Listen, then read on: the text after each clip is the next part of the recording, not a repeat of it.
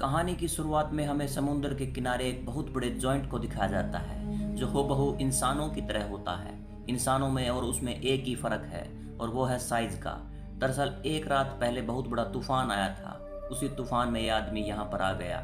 यह समुद्र से बहकर आया या आसमान से गिरा, इस बारे में किसी को कुछ भी नहीं पता। अब यह टाउन जो कि फिशरमैन का टाउन है, सब के सब लोग समुद्र के किनारे इस जॉइंट को देखने आ जाते हैं। किसी के भी अंदर इतनी हिम्मत नहीं होती कि वो इस जॉइंट के पास जा सके। हालांकि इसके शरीर में कोई भी हलचल नहीं होती।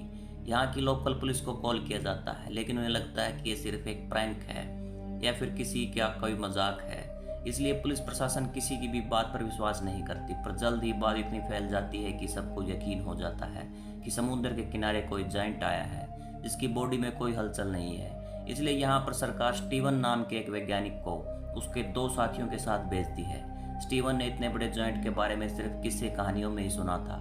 वो इस जॉइंट की बॉडी को देखकर हैरान होता है। वो अपने दो साथियों के साथ जॉइंट के पास जाता है। वो देखता है कि ये हूबहू एक इंसान ही है, बस इसका साइज बहुत ज़्यादा बड़ा है और उसका हाथ इतना बड़ा होता है कि उसके हाथ में मछलियाँ तैर रही होती हैं। और अब स्टीवन की एक साथी उसके ऊपर चढ़ जाती है और दूर से जो भीड़ जॉइंट को कई दिनों से देख रही होती है उनकी तरफ इशारा करती है। सबको समझ आ जाता है कि जॉइंट की मौत हो चुकी है और किसी के लिए कोई खतरा नहीं है। इसलिए सब के सब जॉइंट के पास आ जाते हैं और उसके ऊपर चढ़ जाते हैं, उसके ऊपर खेलना शुरू कर देते हैं। किसी को भी इस बात से कोई मतलब नहीं है कि ये कौन है और कहाँ से आया था, या किसी मरे हुए इंसान के ऊपर इस तरह का आचरण करना सही है या गलत। सब अपने अपने तरीके से जॉइंट का इस्तेमाल कर रहे होते हैं, उसके ऊपर फन कर रहे होते हैं। दूसरी तरफ स्टीवन सब कुछ बहुत गौर से देख रहा होता है। अगले दिन स्टीवन के दोनों साथी जॉइंट के ऊपर नोट्स बना रहे होते हैं, लेकिन अब भी स्टीवन उसी जॉइंट को गौर से देख रहा होता है। उसे कुछ भी समझ नहीं आता कि इंसानों का जो आचरण उस जॉइंट के साथ है वो ऐसा क्यों है।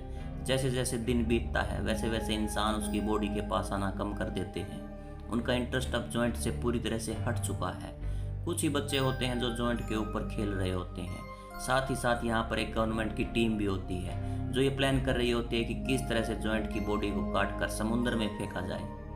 अगले दिन स्टीवन जॉइंट के पास अकेला ही आता है। वो देखता है कि अब उसकी बॉडी सड़ने लगी है। बहुत हिम्मत करके वो इनके ऊपर चढ़ जाता है और देखता है कि जो हाथ जॉइंट का समुद्र की तरफ था वो अब कट चुका है। उसे पक्षी खा रहे होते हैं। साथ ही जॉइंट का पूरा शरीर जो पहले चमकदार था अब पूरी तरह से पीला पड़ चुका है। वो जॉइंट की आंखें देखता है जो पूरी तरह से सफ़ेद पड़ चुकी हैं। स्टीवन उदास होकर अपने घर चला जाता है। अगली सुबह वो फिर यहाँ पर आता है और देखता है कि जॉइंट की बॉडी पर लोगों ने बहुत सारी चीज़ें लिखी हुई हैं। साथ ही यहाँ पर गवर्नमेंट की क्रेन भी होती है जो जॉइंट के बॉडी पार्ट्स काट रही होती है। अब उसका शरीर बहुत ज़्यादा सड़ चुका है। स्टीवन यहाँ से चला जाता है और कुछ हफ्तों के बाद आता है। वो देखता है कि जॉइंट के बहुत सारे बॉडी पार्ट्स अब नहीं रहे। उसका भी इंटरेस्ट अब धीरे धीरे कम होने लगता है, जिस तरह से पहले लोगों का था। पहले लोग यहाँ बहुत ज़्यादा इकट्ठा हुआ करते थे, लेकिन अब यहाँ पर कोई नहीं आता।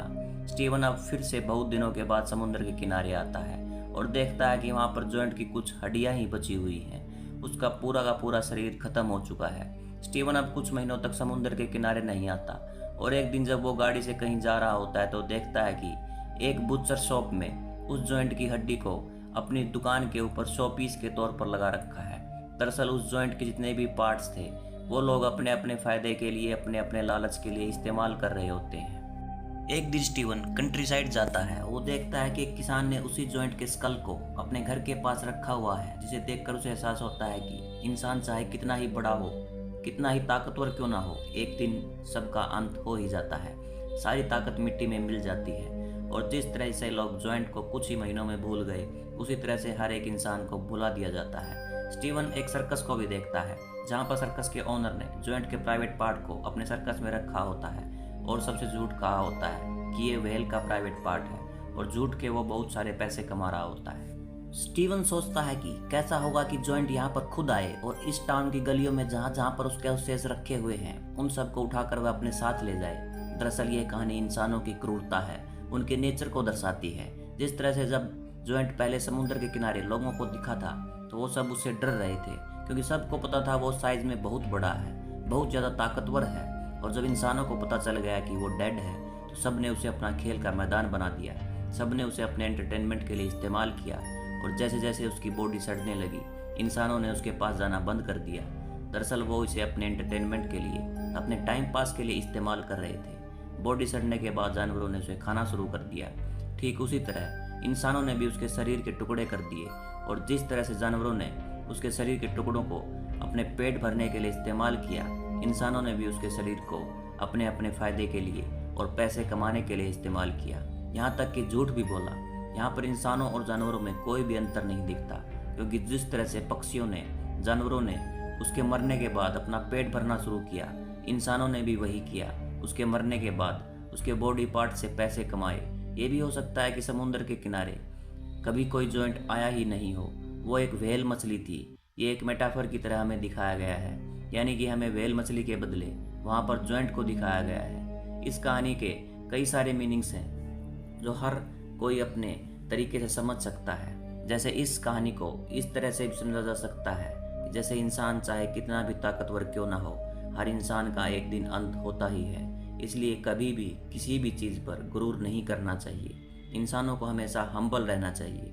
यह कहानी इस तरफ भी इशारा करती है कि नेचर में रहने वाले जीव जंतु, पशु पक्षियों के ऊपर इंसान अत्याचार कर रहे हैं, उन्हें अपने फ़ायदे के लिए इस्तेमाल कर रहे हैं, जबकि इंसानों को ऐसा नहीं करना चाहिए। क्योंकि जिस ताकत ने इंसानों को बनाया है, उसी ताकत ने सबको बनाया। इसलिए सबकी इज्जत करो, चाहे वो पशु हो या फिर पक्षी।